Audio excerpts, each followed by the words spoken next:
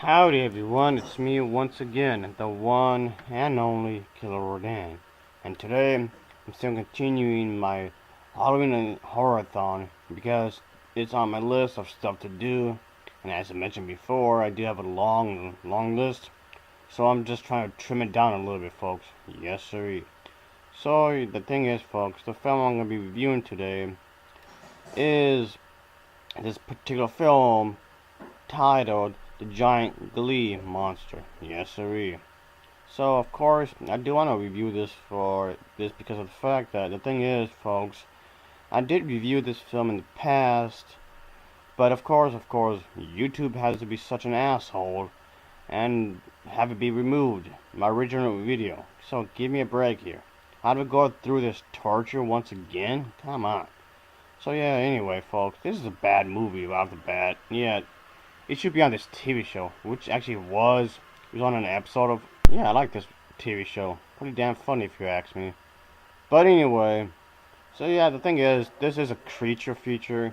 I know I'm reviewing horror stuff, but again, it's a creature feature, so I guess it's close enough, I suppose. But anyway, as usual, let's top of the plot of this particular film, shall we? Oh yeah. It opens with these teenagers right in the beginning. Oh boy, how much more cliched can you be? So of course they were having a good time when suddenly they are killed off by some creature, and this creature is this type of lizard, of course, that's going around town, wrecking up a mess. Of course, this makes it to the news and whatnot. So of course he's going to scare off a lot of town people because this creature is huge. But anyway, the thing is, yeah, he's supposed to be this monster kind of a thing, this giant thing. It's pretty much wrecking up the place because, I don't know, there's never no explanation to why this creature is doing such a thing. Anyway, so moving on from that, like I was saying, he's just wrecking up the town. Well, this small town anyway. And of course, we're going to see even more teenagers. They're having a good time. They're going to be rebellious. The whole stereotype of a teenager, of course. And they're trying to have their own lives, of course. They want to be wild, obviously. And hang out with women, of course. Even though they want to disobey their parents and whatnot. And of course, you know, there's the authority figures like the cops and whatnot. They're trying to figure out some things of what's going on. Because this Texas community is under attack by this particular creature. So, of course, there's going to be a teenager that's trying to be a heroic type of person. And as he attempts to destroy this creature somehow. Which seems kind of odd, but whatever, of course. So anyway, as I was saying, you keep going back and forth with scenes of this creature and the townspeople wondering what to do with this particular creature. Because he's destroying stuff. This movie is really terrible, folks. It's awful. I never want to watch this movie ever again. So, I like creature features, don't get me wrong, folks. I enjoy giant monster kind of movies. Just unfortunately, this one just turned out to be a big piece of shit. Holy hell, folks. The acting's pretty bad, folks. The acting's really awful. I don't know if they were trying or not, but it just comes off embarrassing. If I was in this movie and I were one of the actors, I would have been embarrassed by this film. And the dialogue is in words. The dialogue is horribly written. Oh boy, the dialogue is poorly done. Overall, folks, this was not a well-crafted film at all. There's no sense of suspense. There's no sense of, you know, tragedy that this creature is running amok on this particular town. I know they're trying to create some sort of atmosphere, which is fine. I know, but the way it was handled was definitely poorly done. So yeah, this film was definitely a disaster. It's very disappointing in so many ways. The music itself is very disappointing as well. The music itself is very cliched, very forgettable. There's not an ounce of music that I actually do remember. I do remember laughing at the film, sure, because it's one of those movies that you could say it's so bad that you could just easily make fun of it. So I guess that there's that, I suppose. I think the way this film was directed was poorly done, folks. I don't know if I want to call this directing. It just came off like the director just got the camera and started filming random shit. And that's how it came off, just piss poor directing. Ah, fucking hell, Mr. Monkey. How many times do I have to tell you I'm not gonna buy you these bad movies on Blu-ray or anything? Ah! Just forget. Yeah, getting slapped around, that's what you get. Yeah, you get slapped around like a bitch. Woo! Wait. Oh. Wait. I'm gonna shoot you. Nobody's gonna do nothing about it. Nobody's gonna miss you. I'm gonna do it. I do it. Don't get. Don't get. Go back. Go. I swear that Mr. Monkey is such a pain in the ass. Oh boy. Anywho, as I was saying for this particular film, folks, it just came off like they didn't really care at all. And that's the thing, the film doesn't take itself seriously. It's so campy, it's stupid. Well, at least that's how it came off anyway. They probably were trying to make it seriously, which is fine, I suppose. And that pissed me off because of the fact that this had potential to be a good movie. It had potential.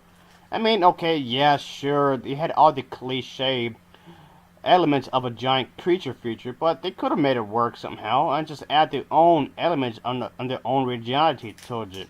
And that's one of the biggest problems I had this film. It has no originality at all. But, I mean, sure, they could have just worked the cliches in such a way that it could have make it interesting somehow. Sure. But having a giant creature come around and ruin society for some group, well, in this case, a town, has been done before in other giant monster films that has been done better. But again, if they had some talent and some actual real effort, they could have made this into a really good movie, but they didn't. In a lot of ways, this film has some pacing problems. If you ask me, there's some severely pacing problems in here. There was some parts where I was just bored. I was really bored. There was nothing going on, just lots of talking and talking and talking. I guess it won't bother me as much if what they're talking about, the conversations, were actually interesting, which they're not. Because you never care about what's going on, and you never care about the characters at all. And the characters themselves, there's not much to the characters really. They're about as one-dimensional as can be. It just comes off like the only thing you can really be caring about is the giant creature wrecking up the place. And that's it. Just whatever, guys. The giant creature that involved in this film has no real motive to do anything really. He's just there. He just happened to come across a town and start messing up stuff for no apparent reason. That was about it. And of course the main characters are going to be these teenagers, of course. I never understood that. Why does the plot always have to focus upon teenagers? Why? Always teenagers.